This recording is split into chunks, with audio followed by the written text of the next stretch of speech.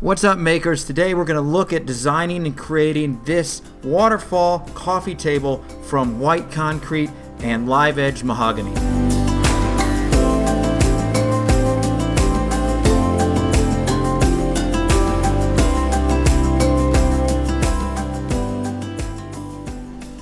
This project started out a little differently because I just bought this piece of Cuban mahogany that I really liked and then decided to try and figure out what to do with it. So before I really had the vision in mind, I started prepping the live edge slab for use, and I just used a router planing jig to get it nice and flat.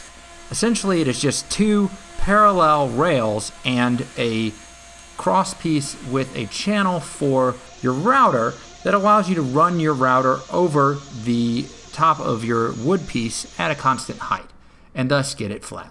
You then flip the slab over, and the side you just flattened gives you a flat reference against the table, so repeating the router planing process on the other side will give you two flat and parallel sides.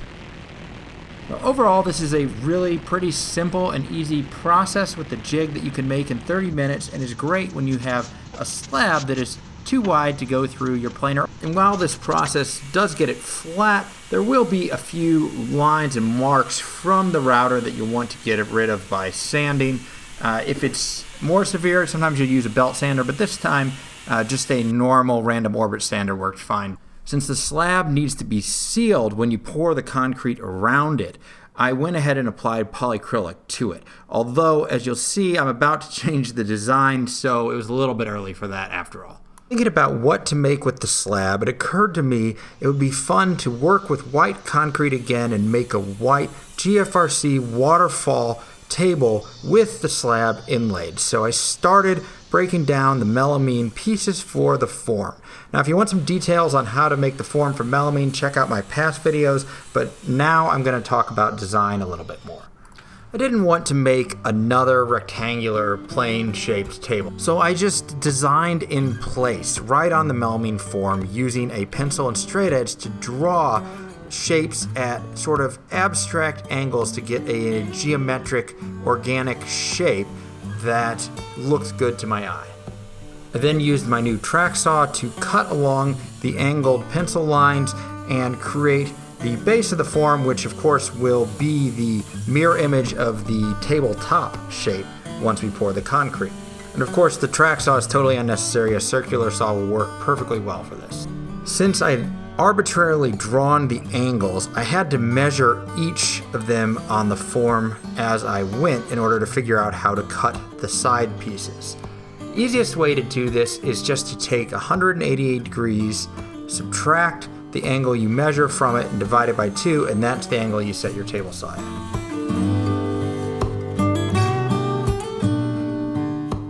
Then it was time to assemble the form using drywall screws, and of course remembering to always pre-drill before screwing into the melamine.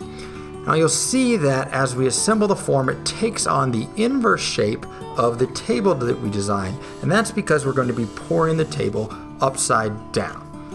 Now, when you first start working with concrete, it can be challenging to, in your head, go between the design of the table and the inverse shape of that you need to make the form.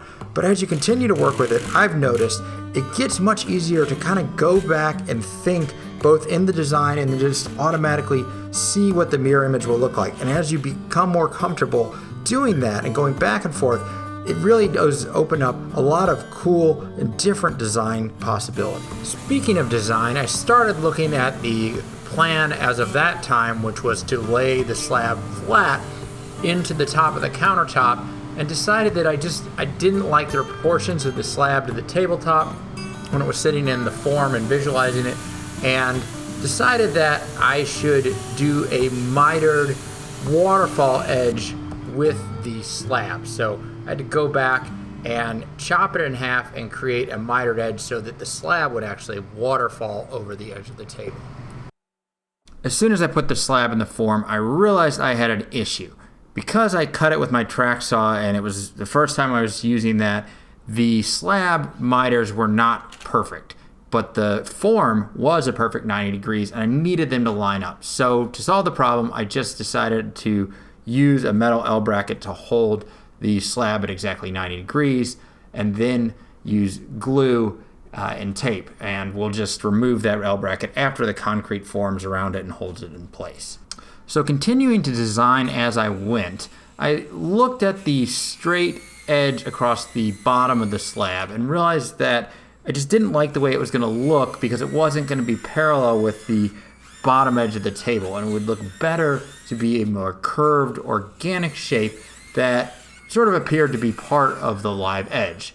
To perfect the simulated live edge look at the end, I just used my random orbit sander to smooth over all the different angles I'd cut with my circular saw and blend them into the true live edge sides. Then I was on to seal the form. I used the same technique I've used in all my past videos, where I first apply a paste wax before applying a black silicone caulk, and then run a metal ball tool around all the edges and squeeze out all the excess caulk, which, having the paste wax down, then allows you to peel away. So you just peel away the excess squeeze out on either side, and it will leave you with this really perfect caulk line, and it's super easy.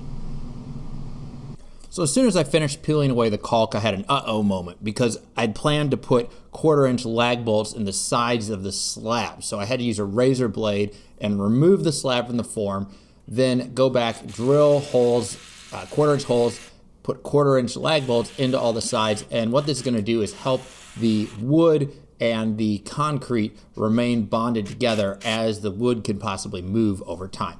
Then went back and re-caulked the form off of camera.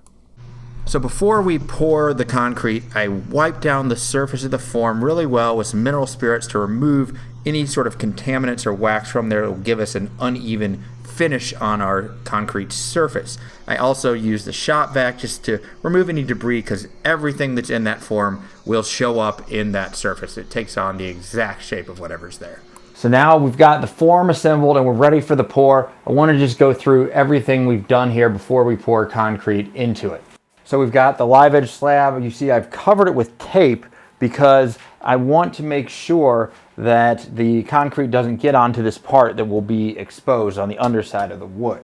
Also, I've cut out these sheets of foam inserts, and those will serve to reduce the weight and reduce the amount of material we have to use, which reduces cost. Good things.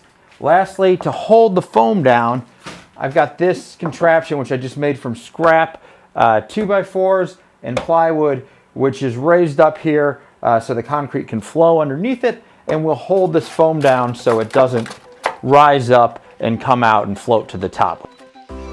So as usual with my concrete builds, I'm using glass fiber reinforced concrete, or GFRC for short. And this is a specialized concrete that has a ton of advantages. I've talked about it in other videos, and leave some comments if you have more questions, but I'm gonna give you a quick high-level view of what's going on. So I'm using a hopper spray gun here to spray on a face coat, which is a thin layer that coats everything and gives you a really nice finish. This is something you should not be scared of. It maybe looks intimidating at first, but honestly, it's no harder than using a paint gun. Just think of it like you're painting with a really thick paint that happens to be concrete.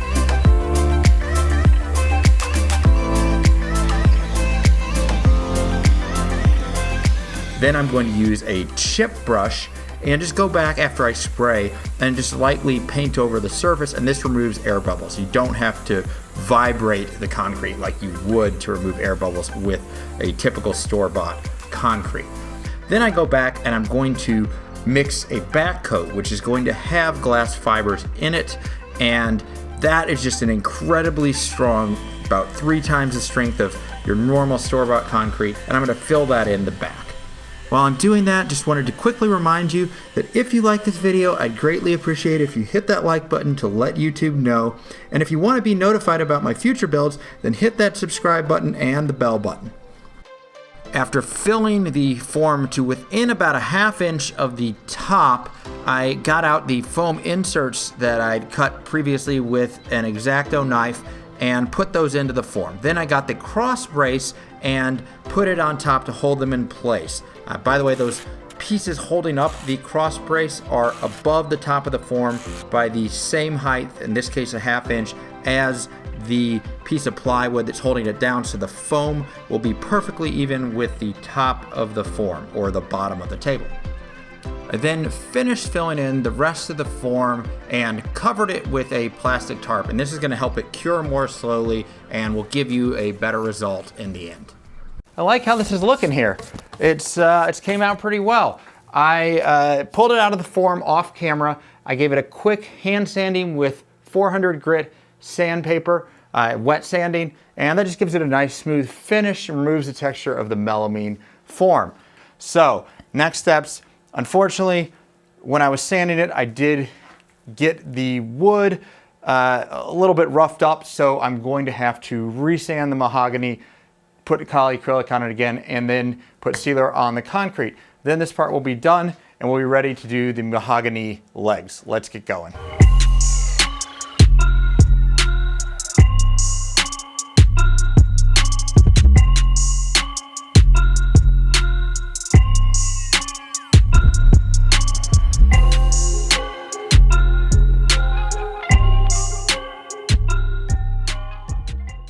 I decided I wanted to make the legs from 8/4 mahogany, and I ordered some off eBay and was super surprised when it showed up as one giant slab. So I had to break that down into pieces that I could use to make the legs.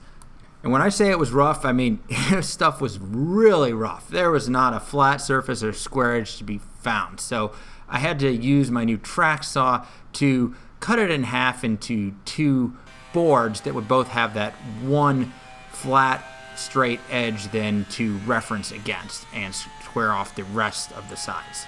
Once cut in half, the two boards were small enough I could run them both through the planer to get the top and bottom flat.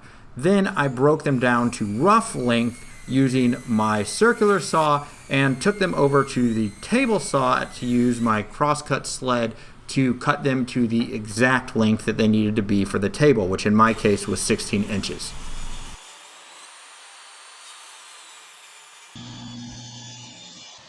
So the design for the single mahogany leg at the opposite end of the waterfall was going to be 3 mahogany boards that had mitered corners at angles that followed the shape of the table. And these angles were a little bit more than 90 degrees, so I had to individually measure and cut each one.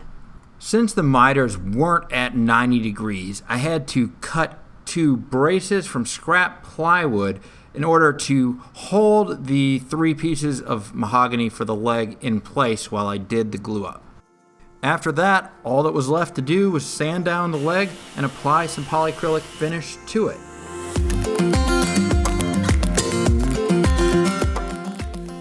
I then removed the 1/2-inch foam off camera and screwed a 1/2-inch piece of MDF that would replace the 1/2-inch foam to the mahogany leg. To attach the leg, I just used fuse it between the MDF and the underside of the table. I had a lot of fun building this table and designing it. I hope you guys had fun going on this little journey with me too. If you liked it, click the like button, hit the subscribe and bell button to get notified about future builds, and leave me some comments. Let me know what you think. I always love to hear your ideas as well. That's all I got for this time, so I'll see you next time.